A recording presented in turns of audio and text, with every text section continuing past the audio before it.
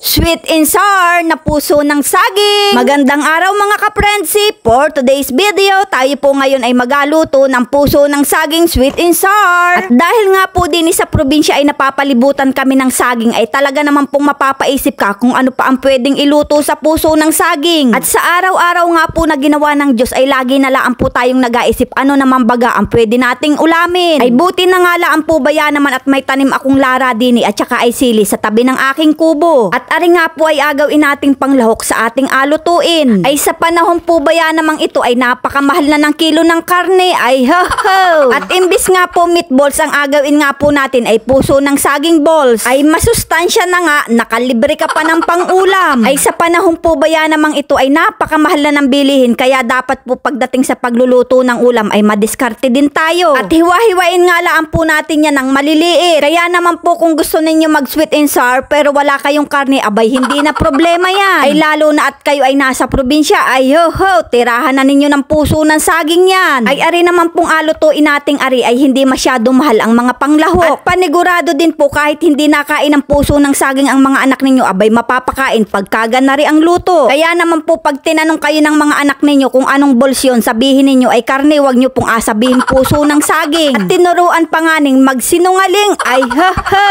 Dahil nga po pag naluto siya ay hindi po talagang halata na puso ng saging. At para nga po lalong mas masarap ang ating sweet and sour ay lagyan nga po natin ng sariwang matamis na pinya. Kahit nga po anong nasa paligid, basta po yan ay maisipan kung mailahok, ay yan po talaga ay aking alagay. Ay pero mas masarap po talaga ang sweet and sour pagka may pinya. At kung wala naman po kayong panglagay na pinya ay wag na po nating lagyan. Ay sabi nga po ay wag nang hanapin ang wala. At nilagyan nga po natin yan ng 2 kutsarang asin at atin nga po yung lamasin para po ay mawala yung kanyang dagta. At banlawan nga po natin maigi yan dahil nga po yan ay makamaalat. At lagyan na nga po natin yan ng harina, 2 itlog at saka po ay oyster sauce. Lagyan nga din po natin yan ng kaunting asin at saka po ay paminta. At atin na nga po yung halu-haluin dahil nga po yan ay atin ang abilog-bilugin. Ay napakadali lang po talaga nitong gawin, lalo't higit sa lahat hindi po masakit ari sa bulsa. Bali nga po gumamit tayo dyan ng gloves para nga po pag binilog natin ay hindi po nadikit sa ating kamay. Ay ayaw ko nga din po masyado ng maraming harina ang inalagay dahil nga po pag naluluto ay natigas. Para nga po pag kinagat natin ay makamalambot pa rin. Ay lalo na nga po at ang aking inay ay pustiso ay nagareklamo po baya naman pag inapakain ko ng matitigas. Medyo malalaking ang biloglaan po ang ating nagawa pero ayos laan po yun at maigi nga at malalaking sakmalin. At pag nga po makamainit na yung mantika ay ilagay na nga po natin yung puso ng saging balls. Ay di baga nganit parang meatballs laang din. At pagkalipas nga po ng ilang minuto ay ayan, baligtarin na nga po natin yan. Ay napakabilis nga laan po niyang maluto, tamo nganit aahunin na natin. Ay isawsaw mo nga laan po yan sa ketchup, ay pwede na nga po yung pangulam. At pagkatapos nga po nating ahunin yan ay magisa naman po tayo ng bawang at saka po ay sibuyas. Dahil nga po luto na ang ating puso saging balls ay napakabilis na nga laan po niyang lutuin. At ilagay na nga po natin yung ating puso saging na balls. At lagyan na nga rin po natin yan ng oyster sauce at saka po ay ketchup. At lagyan nga din po natin yan ng kaunting paminta at saka po ay 1 kutsarang asukal. Ilagay na nga rin po natin yung pinya at saka po ay tomato paste. At lagyan nga din po natin yan ng kaunting cornstarch para nga po yung kanyang sauce ay medyo malapot-lapot. Dapat po yan ay may carrots, kaya nga laang po sabi ko nga sa inyo wag hanapin ang wala. At budbura na nga po natin yan ng dahon ng sibuyas dahil nga po yan ay luto na. At dahil nga po yan ay luto na ay atin na po yung aahunin. At ayan na nga po ang ating sweet and sour na puso ng saging. Ay talaga naman pong napakaganda nga ni ng ating pagkakaluto. At para nga po mas lalong maganda tignan ay budburan nga po natin yan ng dahon ng sibuyas. Kaya naman mga ka-Frenzy, ano pang inaintay natin dyan? Sakmala na!